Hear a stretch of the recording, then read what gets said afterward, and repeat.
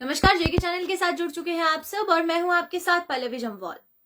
Banks को privatise करने की बात बहुत देर से देखने को मिल रही थी और वहीं पर अब इस पूरे फैसले को लेकर एक नया जो बदलाव है वो देखने को मिल रहा है, जहां पर पहले ये कहा जा रहा था कि दो ऐसे बैंक्स हैं जिनको प्राइवेटाइज किया जाएगा, जो कि पब्लिक सेक्टर्स बैंक है और गवर्नमेंट जल्द ही इन बैंक्स को प्राइवेटाइज कर सकती है। लेकिन एक बदलाव यहां पर किया गया है, क्योंकि जो बजट पेश किया गया 2021 और 22 का, उसमें ये लग रहा है और उस पर ये चीज कही गई है स्पेसिफिकली कि ये जो फैसला है इस पर गवर्नमेंट और डिले कर सकती है और इस पर और ज्यादा विचार विमर्श कर सकती है, क्योंकि अलग अलग बैंक से रिव्यू रिपोर्ट्स मांगी गई थी और अलग अलग बैंक्स की अलग अलग रिव्यू रिपोर्ट्स आई थी, जिसके बाद ये देखा जा रहा है कि जो दो पब्लिक सेक्टर्स बैंक थे जिनको प्राइवेट करने की बात गवर्नमेंट द्वारा की जा रही थी, उसको लेकर फाइनेंस डिपार्टमेंट ने अभी कहा है कि इस पर और कुछ अमेंडमेंट्स करने की जरूरत है और कुछ बदलाव की जरूरत है। ये जो फैसला लिया जा रहा है सरकार द्वारा, इसमें कुछ तरीके के जो बदलाव है उसकी काफी हद तक जो जरूरत है वो देख रही है।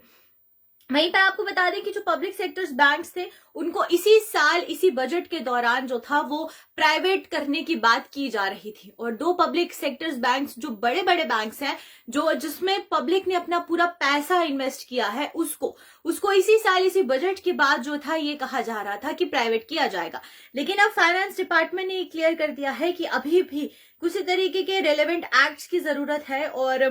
कुछ इनिशिएट लेने की जरूरत है, जिससे कि प्राइवेटाइजेशन प्रोसेस में किसी तरीके की कोई दिक्कत ना आए और इससे ना ही लोगों को कोई दिक्कत हो और ना ही बैंक्स को दिक्कत हो। क्योंकि अलग अलग बैंक से जब रिपोर्ट्स मांगी गई, अलग अलग बैंक्स ने अपनी एक रिव्यू रिपोर्ट पेश की है, जिसके बाद अब सरकार को यह लग रहा है कि उनका ये जो फैसला है प्राइवेटाइज करने का बैंक, इसमें थोड़ी सी और बदलाव करने की जरूरत है, इसमें थोड़ी सी और चेंजेस करने की जरूरत है, कुछ रेलिवेंट एक्ट्स लाने की जरूरत है और ये जो शुरू का प्रोसेस है प्राइवेटाइजेशन का, इस पर फिर ध्यान देने की जरूरत है। और